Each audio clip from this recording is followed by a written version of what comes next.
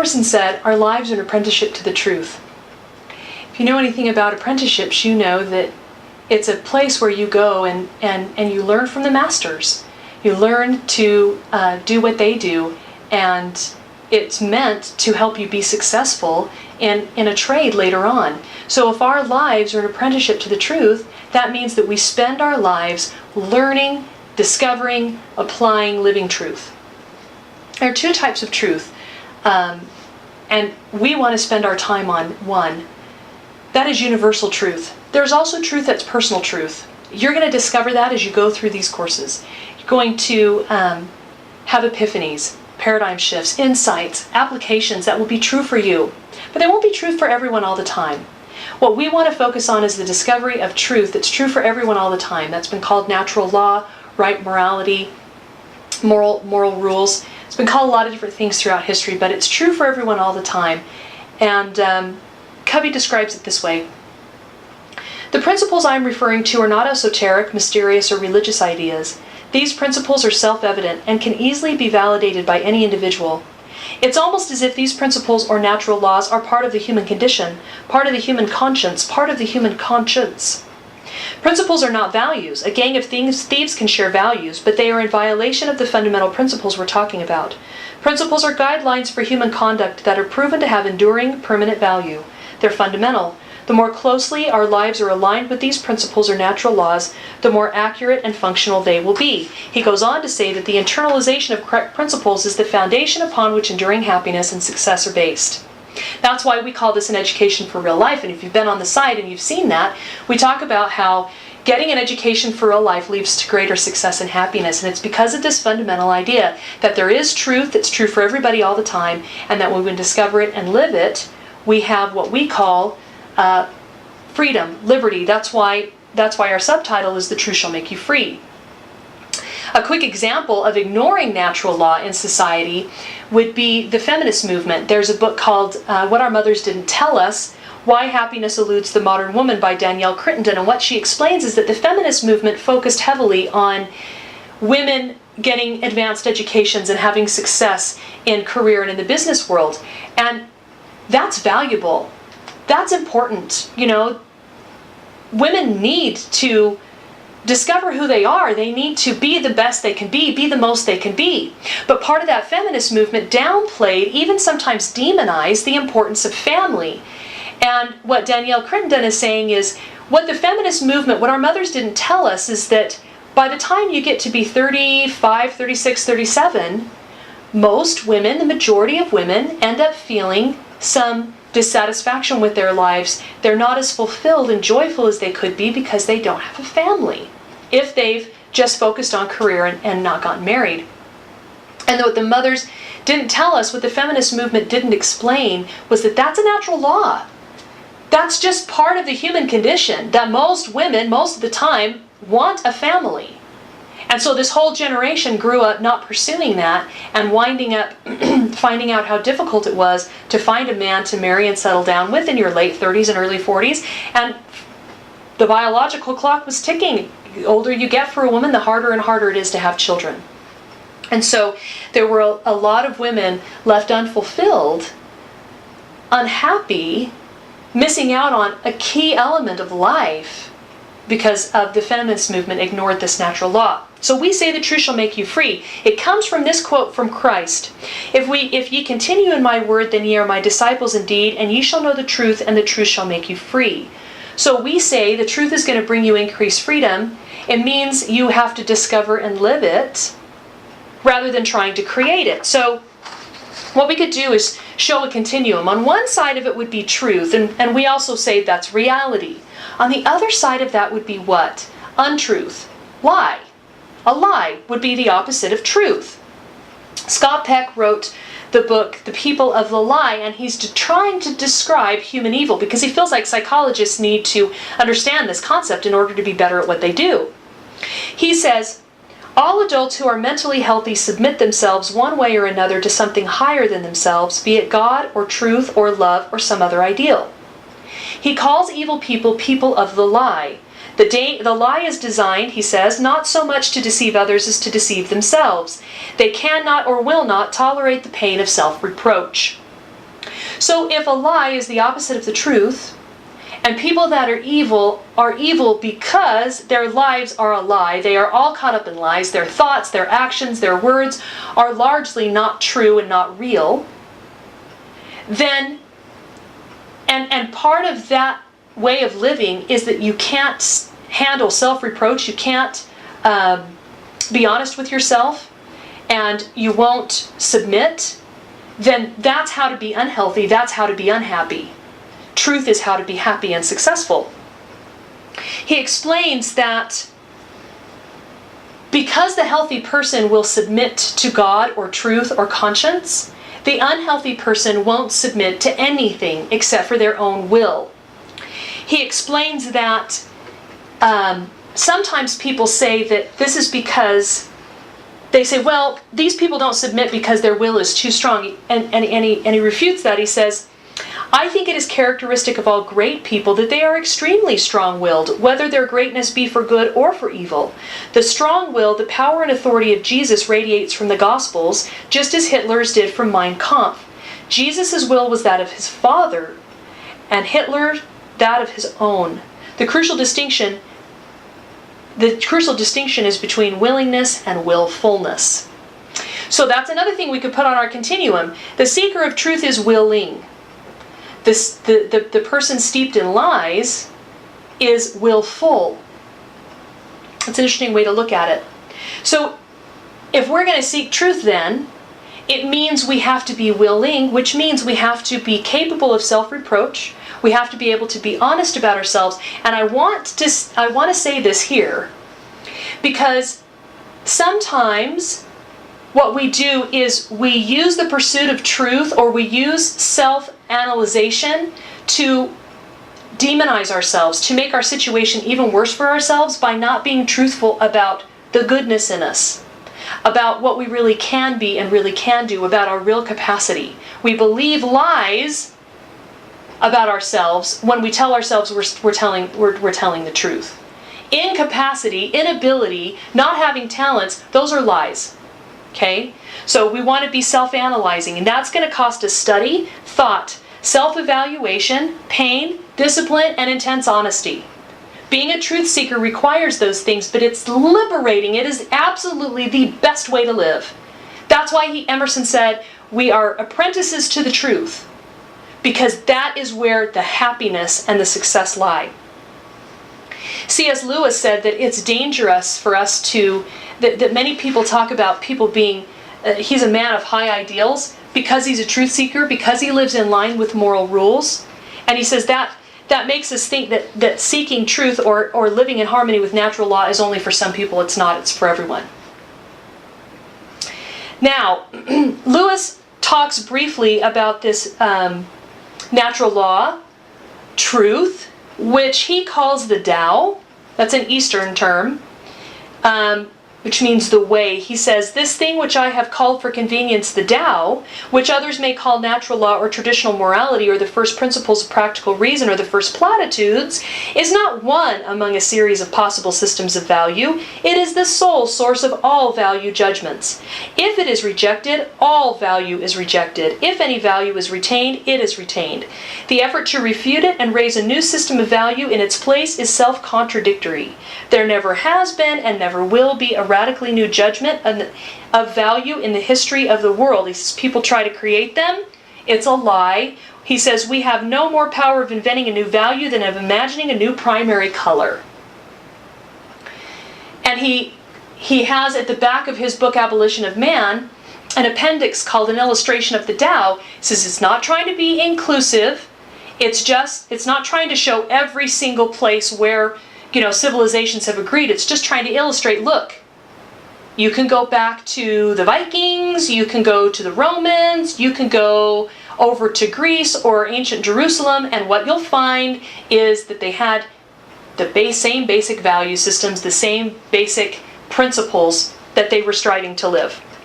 The Bhagavad Gita, even, if you go to any, most major works will have, will show this unity of truth. That truth is connected, and that you can find bits of it everywhere. So we want to be truth seekers, and we want to find the truth wherever we can. Bhagavad Gita says, evil is intellect which, wrapped in gloom, looks upon wrong as right and sees all things contrariwise of truth. So for the Bhagavad Gita, what's truly evil, what's on this side of the spectrum, what Peck is calling evil, the Bhagavad Gita calls evil, is turning the truth upside down. It's perverting the truth. It's seeing right as wrong and wrong as right. That's called bent. We'll talk about throughout these classes as well. It's fascinating. Okay, I want to compare two men in this concept, this idea of being willing or willful, seeking truth, or being wrapped up in lies. The first one's Friedrich Nietzsche. He was, and I want to emphasize, he is the most read philosopher in the West today. Most college campuses emphasize him very heavily, and most college professors love his writings. He's brilliant. He was born in 1844 in Prussia, and at 20 he denounced theology. This is what he said about truth. If you desire peace of soul and happiness, then believe. Believe in God, believe in truth, believe in natural law. If you would be a disciple of truth, then inquire. So his whole life was about, well, I'm a truth seeker. So I'm going to ask a lot of questions about everything. I'm going to question everything. And he did. The problem was he was willful and not willing. He didn't really want to discover truth. He wanted to create truth.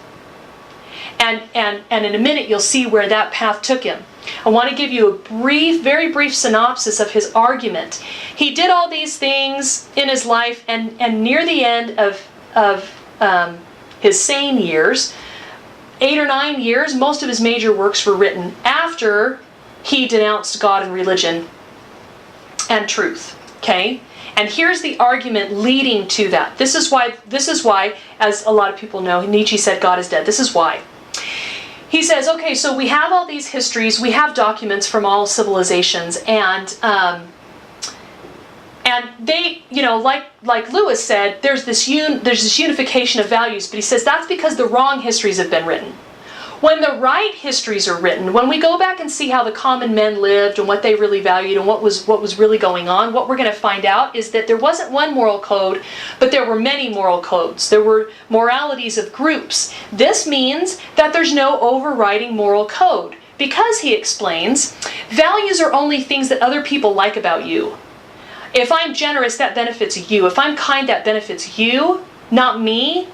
And so societies come up with values and they indoctrinate their youth so that people will do things that are good for society and good for other people, but they're not really good for you. He says what's really good for you is to listen to your instinct. He says you become mentally ill when you repress your instincts. So what we're supposed to do is listen to our instincts. This means that there's no real guilt, because you only feel guilt when you do something you think was wrong, and you only think it was wrong because you've been indoctrinated. Now there's a little ounce of truth in there. Certainly there are children who live with parents who are unhealthy, and they teach them unhealthy things, and people do have unhealthy guilt, and they do need psychological help for unhealthy guilt. That can really happen. But by and large, we're talking about something very different. We're talking about a conscience. We're talking about a truth that exists all the time for everyone. We can unify. He says, no. History's wrong. We're going to rewrite histories. There's no overriding moral code. There's no values. There's no ultimate truth, and there's no guilt, which means there's no God.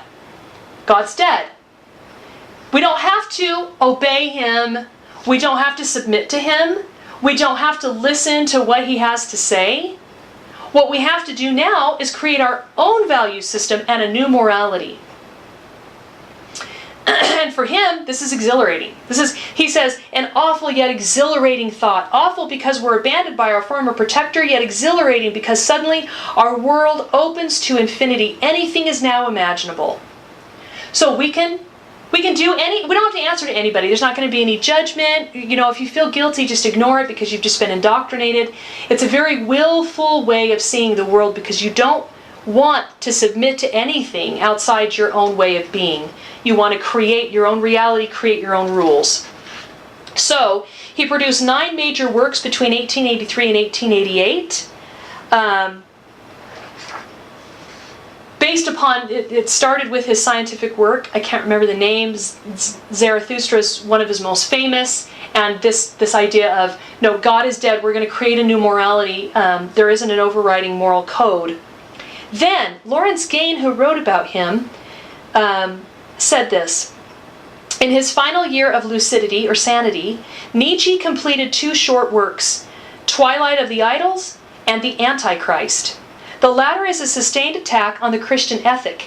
In the foreword, Nietzsche remarks that its readers will require courage for the forbidden and new eyes for the most distant things.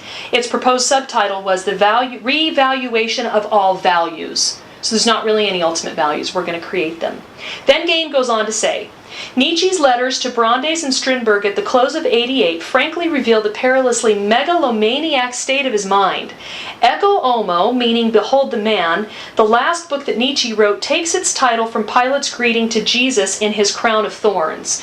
So when Pilate was put up before the crowd, when Christ was put up before the crowd, Pilate said, behold the man. And this is Nietzsche's last work, and he means it in reference to himself. Gain says, quotes Nietzsche wrote in this letter to his friend, mankind can begin to have fresh hopes only now that I have lived. And in a letter to Strindberg he wrote, I am to be the new savior, wrenching both history and humanity out of the grip of Christ. And then he went insane. So, if we're going to say that healthiness and happiness and wholeness lie on the side of truth, then what we could say is that Nietzsche's life ended up in a lie, in the ultimate lie, that he was the Savior, that he was God, that he was going to define the truth and redefine everything. And that's fascinating. Lewis made a comment about Nietzsche. The morality of Nietzsche is a mere innovation. But the Nietzschean ethic can only be accepted if we're ready to scrap traditional morals as a mere error and then put ourselves in a position where we can find no ground for any value judgments at all. So if Nietzsche's right, then there's no values. On what grounds are we going to create any values that will be binding for everyone? There's no way. Lewis, on the other hand, was a willing individual, an honest seeker of truth. He talks about his own conversion. He was Christian as a child, became an atheist, and reluctantly fought against it, eventually re-accepted the reality of God. Through reason, through study, through his own thoughts and through his own conscience, he came to see that if you're going to say something is right, then something must be wrong. And if I'm making a value judgment inside myself about right and wrong, that's got to come from somewhere. And that was just one of the arguments that led him to God. He said that when he finally accepted the reality of God and knelt down that evening to pray, he was probably the most reluctant convert to ever approach God. He was willing. He gave up his own ideas. He gave up his own version of life and of himself to accept what was real. Sometimes it's accepting the bad in ourselves, and sometimes it's accepting the great in ourselves. And we want to keep that in mind. He also talks about how he judged himself against the Tao and sometimes found himself wanting because he had a hard reality, truth, from which to make value judgments. Quickly, before we end, characteristics of truth. It enlightens the understanding. A light goes on. You feel that. You know that. That's a phrase very common. Enlarges the soul. You'll feel expansion. You'll feel like you're more. You'll feel better. The third one, it increases a desire for good. In your thoughts, your behavior, your environment, your relationships. When you're discovering truth, you want to be a better person. You want to do good. It will generate growth and enliven you. You will feel like you're more alive and growing in capacity and ability and becoming more than you were. It will increase your health and your wholeness mentally, physically, spiritually, emotionally, socially. Your health will increase and it will expand your mind. You'll have new connections, new ideas, more creativity. Mentally, you'll be more awake and alive. Truth checkpoints. We'll hear more about these throughout the course, but when you've found something and you think it's true, you check it against natural law, God, Scripture, that's your central classic, and your conscience. If they all are in harmony, it's probably true. Now, finding a living truth is not easy. We're not going to sugarcoat it here. We're not going to pretend like this is an easy path, but we are going to say this is the right path. I am happier, more whole, my home life is healthier, my relationships are healthier, my body is healthier now than it was 10 or 15 years ago. I'm a product of what it is that we're teaching, and that's why I believe in it. I've seen it work for myself, and I've seen it work for lots of other people. I've seen them come alive and be excited to learn and grow again. Alexander Solzhenitsyn said, "The truth is never sweet, it is almost invariably bitter." That's when we first recognize it. It can be hard to accept, but it becomes sweet as we adapt it into our lives. I want to end with Peck. A good reminder that ultimately we will be willing or willful, and it will make all the difference in our lives. He said, "There are only two states of being, submission to God and goodness, or the refusal to submit to anything beyond one's own will, which refusal automatically enslaves one to the forces of evil. We must ultimately belong either to God or the devil." This paradox was, of course, expressed by Christ when he said, "Whoever will save his life shall lose it, and whosoever shall lose his life for my sake shall find it." So ponder that, turn this off, write down your thoughts, and we'll see you next class.